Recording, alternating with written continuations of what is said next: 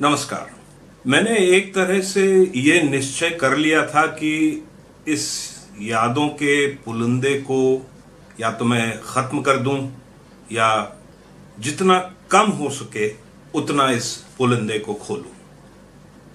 मन में इतनी भड़ास है कि समझ नहीं आता क्या करूं। लॉकडाउन के इन दिनों में एक तो ये चिंता अब सचमुच होने लगी है कि जब भी खुलेगा मुझे काम मिलेगा। अर्थव्यवस्था तहस नहस हो चुकी है और इतने दिन लॉकडाउन में सरकार ने क्या किया? हेल्थ सर्विसेज, टेस्टिंग, इसके बारे में कुछ किया या कुछ नहीं किया? कोविड-19 महामारी हिंदुस्तान में एक मुस्लिम वायरस बन के रह गई है और जितना हो सकता है उतना इस गंदगी को, जो मेरे ख्याल से कोविड-19 से भी ज्यादा खतरनाक है, इस बात को फैलाया जा रहा है। आज ही व्हाट्सएप पर मुझे कुछ मैसेजेस आए और मैंने तंग आके जवाब दिया कि इस तरह के न्यूज क्लिप्स, वीडियो क्लिप्स कृपया शेयर ना करें, क्योंकि समाज में और जहर फैलेगा।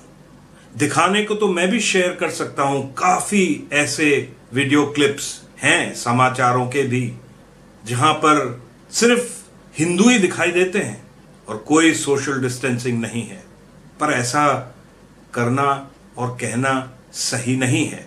मैं पहले भी कह चुका हूं और बहुत लोग कह चुके हैं, और अब तो हमारे प्रधानमंत्री साहब को भी यूएई को जरा ठंडा रखने के लिए कहना पड़ा कि ये वायरस जाति पाति कास्ट खून कुछ नहीं देखते। कल ही कुछ कश्मीरी मुस्लिम जो शहर में रहते हैं उनका मुझे फोन आया कि कोशिश करिए हमको कहीं और रहने को मिल जाए, क्योंकि जिस सोसाइटी में हम रहते हैं वहाँ के लोग हमको परेशान कर रहे हैं क्योंकि हम मुसलमान हैं। ये शर्म की बात है हमारे देश के उन सब गोदी मीडिया चैनल्स वालों को जो इस प्रकार की बकवास और गलत खबर फैला रहे हैं। मेरे जहन में ये आया कि मुसलमानों से हमको इतनी घृणा क्या पहले से ही थी, या अब कुछ क्योंकि सरकार ही ऐसी है कुछ ज्यादा बढ़ चढ़ कर बाहर निकल रही है। पर इससे पहले कि मैं एक मुसलमान, एक खास मुसलमान की बात करूं, मैं आपको कुछ स्टैटिस्टिक्स दे रहा हूं, आंकड़े। ये बहुत मेरा एक प्रिय शब्द हो गया है, तो जरा ध्यान से सुनिएगा। My question is that does the government have a plan? And yes, it seems that they have a plan, and the plan is to bang thalis and light diyas, to make the services drop petals, to force doctors to donate salaries, to have doctors work without PPE kits, to telecast Ramayana and Mahabharata, to lock down till the virus vanishes.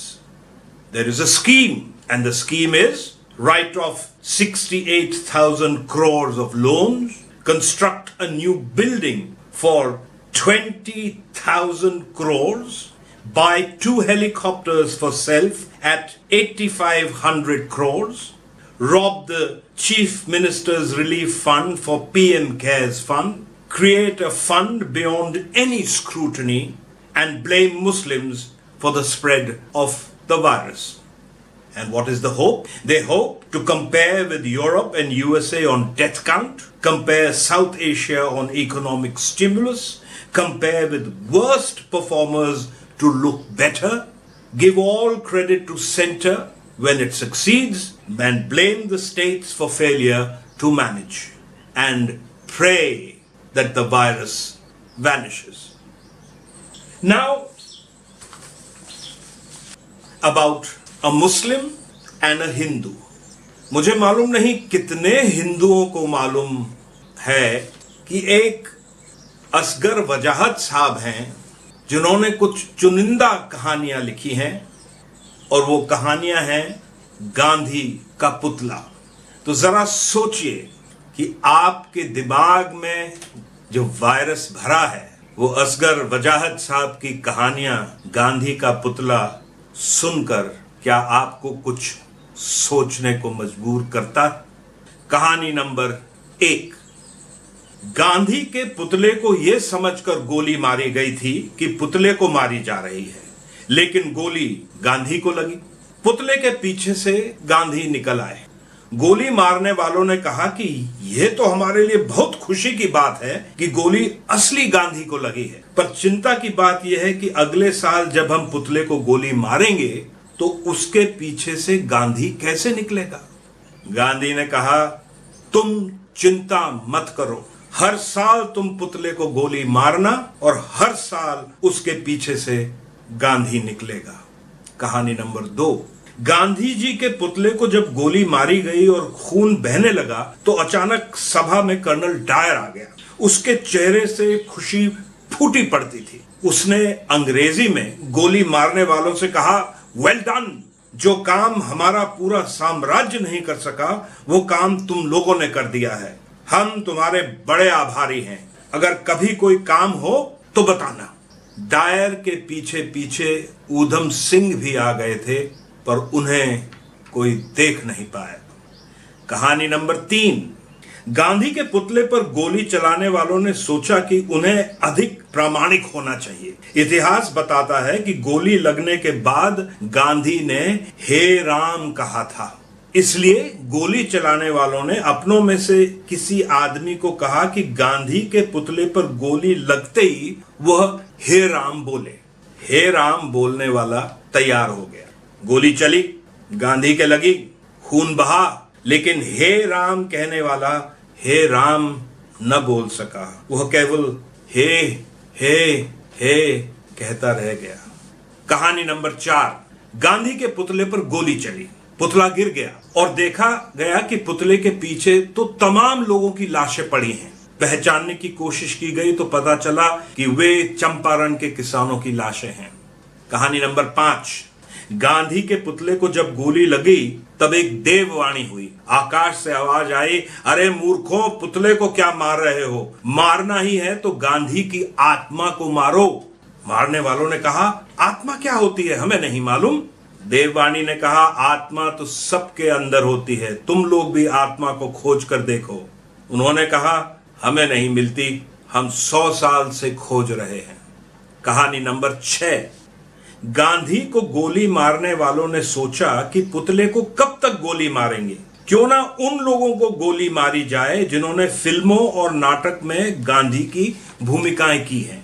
बस यह विचार आना था कि आनंद फानन में उन सब अभिनेताओं को पकड़ लाए जिन्होंने गांधी की भूमिका की थी। उनसे कहा गया, तुम्हें गोली मार दी जाएगी क्योंकि तुम गांधी बने थे। उन्होंने कहा, ठीक है, लेकिन हमें गोली मारने वाले गोडसे होंगे ना, क्या उन्हें फांसी पर लटकाया जाएगा? कहानी नंबर 7।